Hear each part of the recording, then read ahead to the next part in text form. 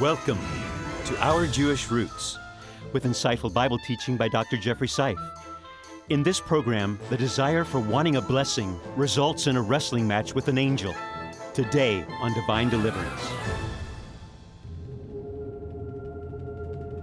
From the beginning, our Creator revealed His will to the common man. Individuals who listened to His call and responded in obedience. From the first Hebrew Avraham to the culmination of salvation in Messiah Himself, the Lord faithfully intervenes with His divine deliverance.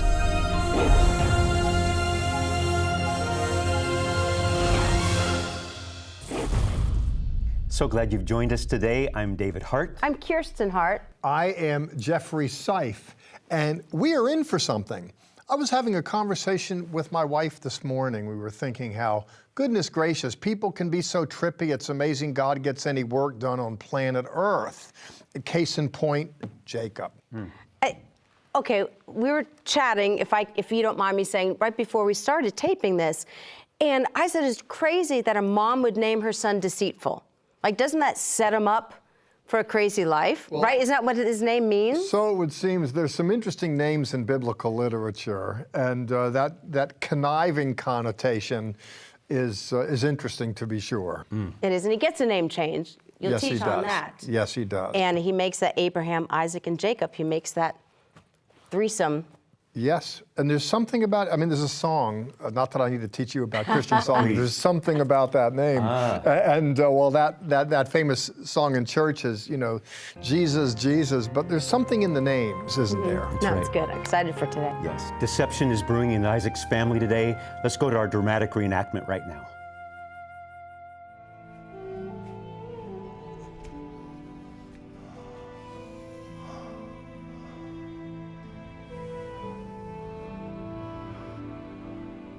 בני, כן אבי, הנני. הנה זקנתי. לא אדע יום מותי. ועתה, שנה כליך, תלך וקשתך, וצא השדה, וצודה לי ציד, ועשית לי מטעמים, כאשר אהבתי, ואביה לי, ואוכלה, בעבור תברך נפשי, בטרם אמות. כן אבי. אחי נמת עמך.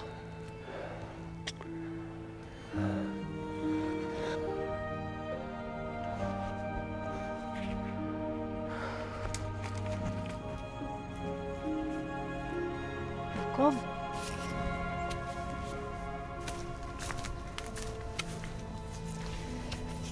הנה שמעתי את אביך מדבר עם אחיך עשיו לאמור, הביאה לי ציד, הכן לי מטעמים ואוכל, למען אברכך לפני אדוני לפני מותי. ואתה שמע לי, גש אל הצאן, הבא לי 2 גדיי עזים, הכין מהם מטעמים, ואתה תיקחם לאביך, למען יברך אותך לפני מותו.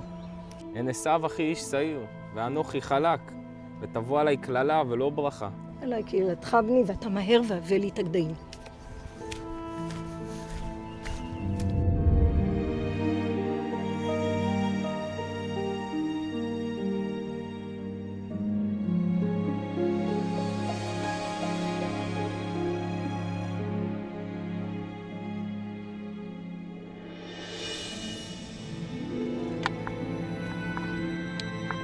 מי שם? אנוכי, עשיו, בנך הבכור. הבאתי לך בבשר הזה. שב אבי, אכול, ואז תברכני. מה זאת בני? הכיצד זה מיהרת לשוב מן הציד? אדוני אלוהיך הביאה אליי. גש נא ועמושך בני. ואדע, אם עשיו בני אתה עם להב.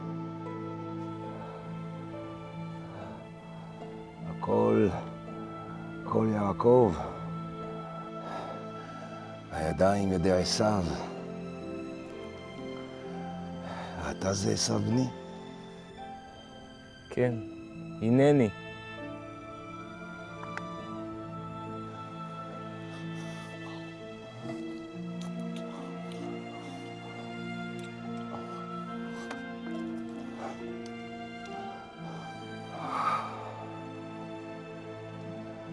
ראה ריח בני כריח השדה,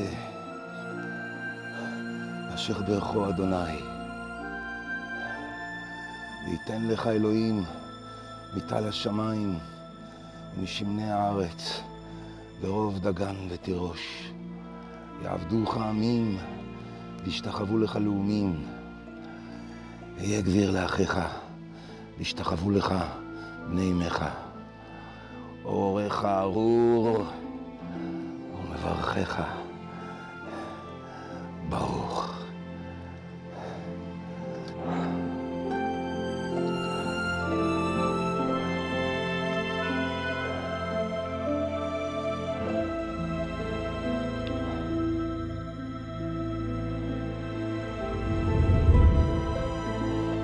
I get it. We get hungry. It happens. And certainly Isaac's at a place in his life where he's at the end of life, and I get wanting to get that Last Supper. With all that, there's a problem with all this. Here I'm holding this venison in my hand. And you know what? There was a son who brought it by his hand to his father's, but there was deceit in the mix. Oh, it troubles me. I don't like to see brothers pit against brothers, but I raised boys, I know what happens. This family intrigue here, the mother pivots away from one toward the other, that's problematic. A son who lies to his father, who stealthily deceives him in order to gain something from him, that bothers me. Like I said, there are a number of problems in this text. There are a number of possibilities as well. And when God put the story in the Bible, he wasn't looking for my permission, and he wasn't necessarily looking for my understanding, but I'm left to make sense of it. Inasmuch as I find problems with the story, I at one level shouldn't be too surprised, because there's a problem when you look at Genesis, 5 minutes into the reading, you realize something has gone horribly wrong. Case in point here, we're looking at biblical literature's major dysfunctional family. Now that's contemporary language, but when you look at Abraham, Isaac, and Jacob's brother and what have you, there's all this family intrigue, everything you don't want. And it really is a dysfunctional family. If you look in your own family system and you consider dynamics and you find problems with it, don't think for a minute that all is lost. And I say that, never mind the bad news, never mind casting negativity of what I'm looking at. The story here is fascinating because God still comes through. He comes to and works through flawed humanity. And by the way, that's a testimony to God's grace, his graciousness, that he is so very inclined to do that. That's good news for modern man. Truth of the matter is a little bit of deceit, a little bit of manipulation, a little bit of hustle. That, unfortunately, is part of the human condition. Speaking of the human condition and going negative, it's interesting when Dad beckons the son forward, when Yitzchak calls forth his son thinking it's Esau, Isaac said to his son, "How in the world were you able to find this meal so quickly?" In chapter 27, verse 20. He said, and listen to the son's response. It's so telling to my way of thinking. He said, "Because Adonai, your God, facilitated it happening for me. Ki hikra Adonai Elohecha, your God. It wasn't my God." And I mention that because when it comes to religion, a lot of people, that's your religion, it's dad's religion, it's mom's religion, but there's no personal experience.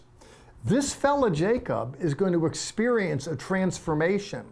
He won't be performing like this forever. And again, for my money, manipulating a dad is inexcusable. he is going to reform, as you'll see as we walk through this, because he's going to experience deliverance, and he is going to have a change of constitution. And he who was your God, he will become my God.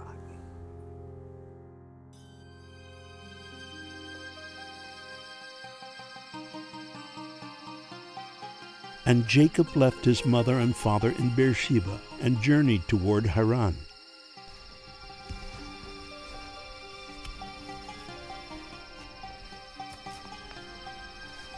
Finding a suitable stone for a pillow, he lay down and fell asleep. And Jacob dreamed there was a ladder that reached up into heaven. He saw angels of God ascending and descending. And the Lord said, I am the Lord, the God of your grandfather Abraham. I am the God of Isaac. I will give you the land that you are lying upon. I will give this land to you and to your seed, and your seed will be like the dust of the earth, and you shall expand to the west and east, to the north and to the south. All the families of the earth shall be blessed because of you and your descendants. I am with you and will protect you wherever you go and will bring you back to this land. I will not leave you until I have done what I have promised. One of the reasons why I am unimpressed by Jacob is because he, in effect, was a mama's boy. Probably get some mail for saying that, but his brother Esau was the quarterback of the football team, most likely to succeed, and Jacob's always hanging around with his mother, helping out in the kitchen. I mention this because he's on the road, he's on his own now, and it's the first time in his life. He is in effect the prodigal son. He's on the run. He's running for his wife. Ostensibly, truth be known, he's running for his life. Mother knew we needed to get this boy out of here because his brother's going to kill him. And off he goes alone, doesn't have 2 nickels to rub together. Now, the family had some means, but mother wasn't able to fill his pockets with American Express card and cash, that he's on his own. Inasmuch as we want our children to experience God in church, sometimes they have to go out on their own and find him on the road. And that's our story here. It's his first night out, scared as a cat, I'd imagine. He lays down. It's a restless night. You know what it's like when you're up against uncertain circumstances. But guess what? Amidst the turbulence of his trying times, God shows up for him. And the word in chapter 28 in Genesis is striking. The word in verse 13, I am Adonai, the God of your father, Abraham, and the God of Isaac. Yeah, I am the guy, your God, his God. Yeah, I am that guy. And he goes on to say, guess what? In verse 15, I'm going to be your God too. Behold, I am with you, and I will watch over you wherever you go. Listen, I'm a dad, I've raised sons, and they're under your tutelage when they're little, and off they go into this scary world. Off they go into the wild blue yonder. When I read this, I retroject back to the moment. And I've experienced in my children's life a God who is watching over his word to perform it, and who is with them. That this boy has an experience where heaven opens up and he sees coming down from heaven and going into heaven. And let me say, a flash like that is what our children need. Like I said, it's a great story. It's not just reading about those people back then, but it's a story about redemption and deliverance unfolding. Deliverance is here coming to a young man, and we're going to see deliverance coming through that young man. But here we experience him experiencing God and saying, truly, this is a stairway to heaven. This is the place. And he names it the house of God. If you're at a place in your life where you're ready to give up on your kids, don't, because they too might find a stairway to heaven.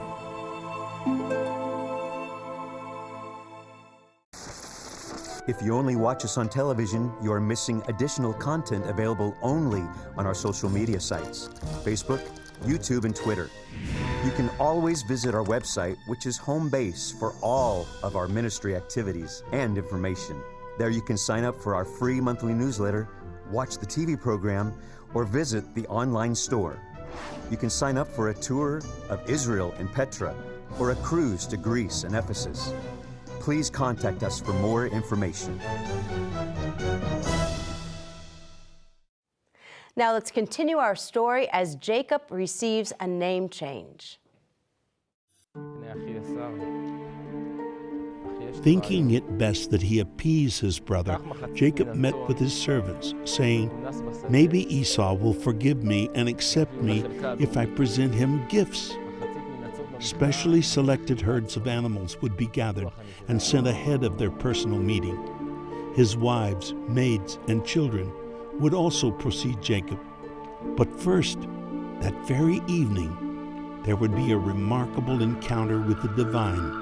It would change Jacob's life forever.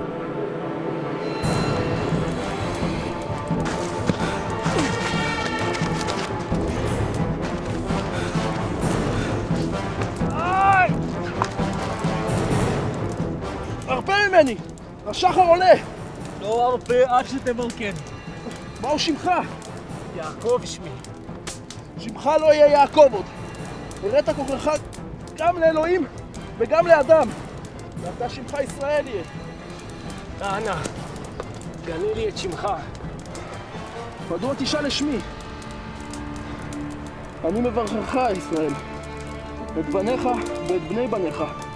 מעתה ועד עולם.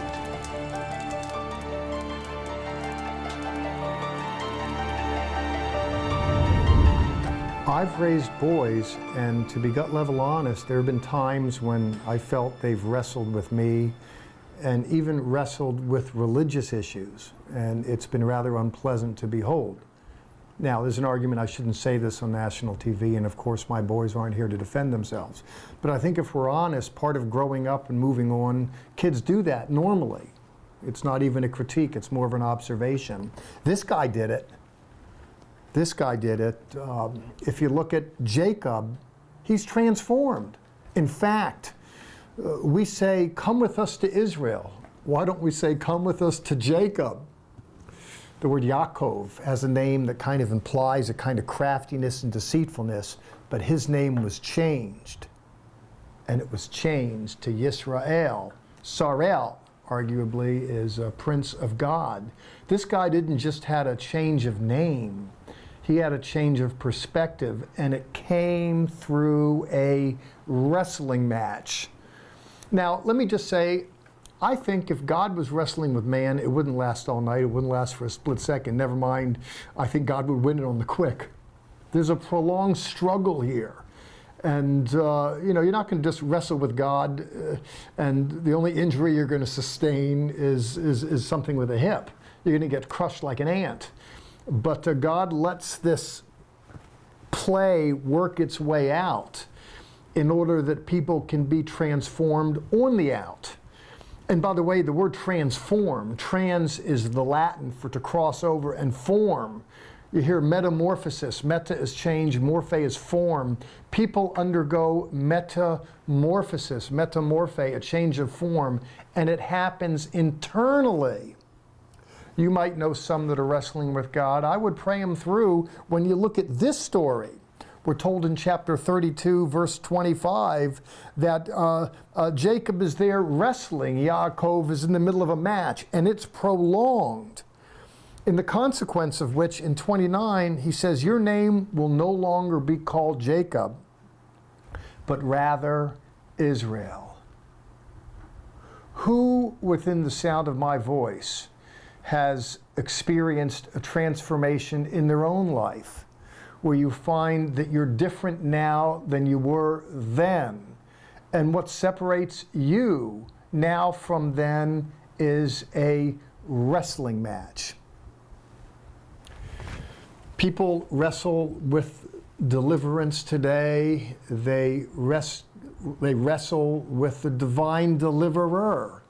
It's been known to happen. When I read the New Testament, people are wrestling with the Lord, the sayings of Yeshua. But he watches over his word to perform it. And somehow, some way, people are transformed in the process. It's good news for Jews here, and it's good news for me and you here. God delivers. He changes people, and he changes circumstance. One of the takeaways that I take from today's program is there was wrestling with God in the Bible, and it still happens today. I don't know about you, but I've had some of those moments where I'm wrestling with God. Why? Have you ever had that? Yeah, I think everyone does, and if someone says they don't, they're just a liar, you know. True. And a lot of times on television, we just smile and make it look so nice, every hair in place, everybody happy and clapping. At the end of the day, we have our private times, and we do wrestle, everyone, whether you're on this side of the camera or yours. No, it's good, because I see the angel of the Lord, or angel of God, or God himself, whoever it was, wrestling Jacob, was trying to change that nature inside. And we have this nature inside of us sometimes that we just fight and we fight.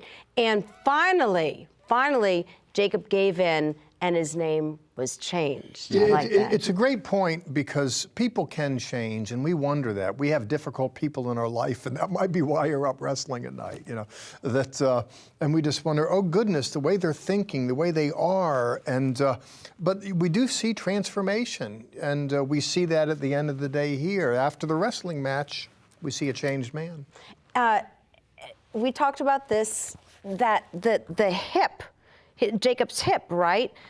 For the rest of his life, I don't know. There was something in, I don't know if it was disjointed or what happened, but it's almost like a reminder of, I changed you, but don't forget where you came from, or don't forget what happened. I don't know. It seems to me that as this man walked away from that moment, he carried a memory of it in the way that he just limbered along on occasion. And if God wanted to destroy his socket, I mean, he could have done it, but he just left that little reminder there. It's an interesting story. Not to go back. Don't go back to that other nature. That is true. Walk in the newness of what I'm bringing you to. I don't want to remember my past, but thankful for the little reminders that show me where I'm at now and where I was.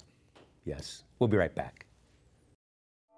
Our Creator chose certain places on the planet to reveal himself and his message of redemption to us. Mount Sinai, Moriah, Olives, the Mount of Beatitudes, as well as various seas, rivers, and deserts. These were the places.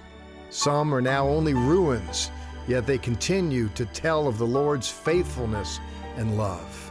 These sacred backdrops have been beautifully captured in our resource this week, the book, Heaven and Earth, Landmarks of the Bible from Genesis to Revelation. Our producer and director, Ken Berg, has assembled some of his favorite photographs taken during his 4 decades of travel through the lands of the Bible. Contact us and ask for the book, Heaven and Earth.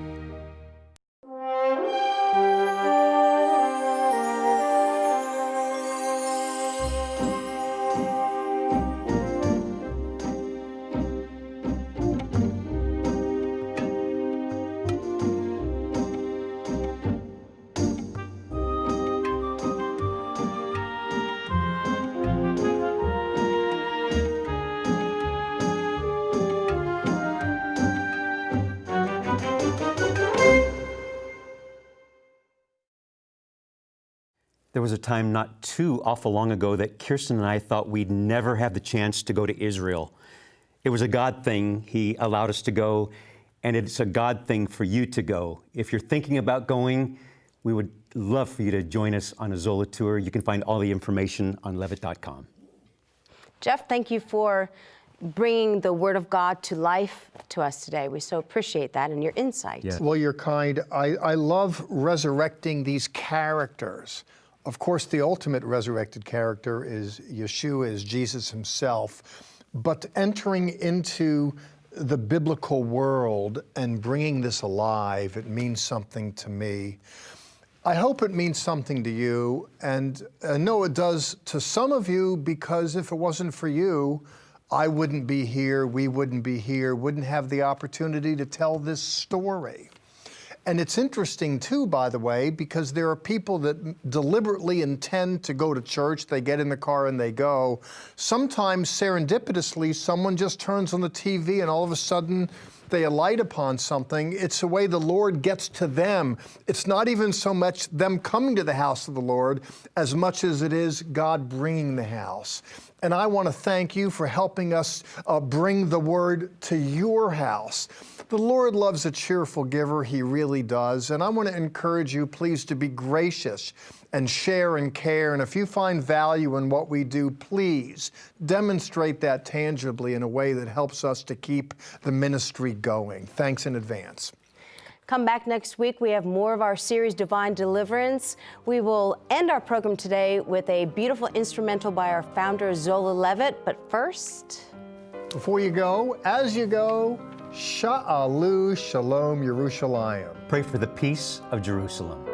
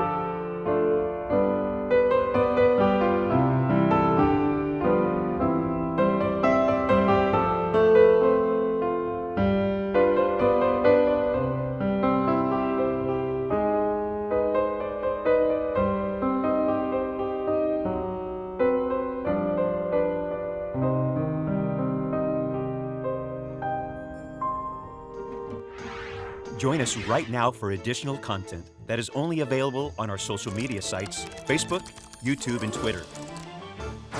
Visit our website, levitt.com, for the current and past programs, the television schedule, tour information, and our free monthly newsletter, which is full of insightful articles and news commentary.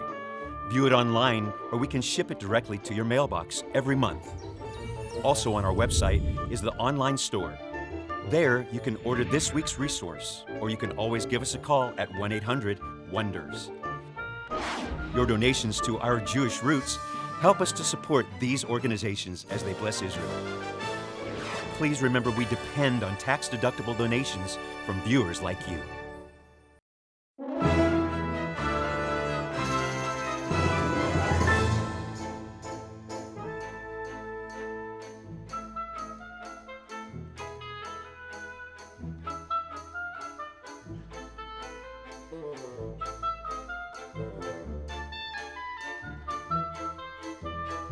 This has been a paid program brought to you by Zola Levitt Ministry.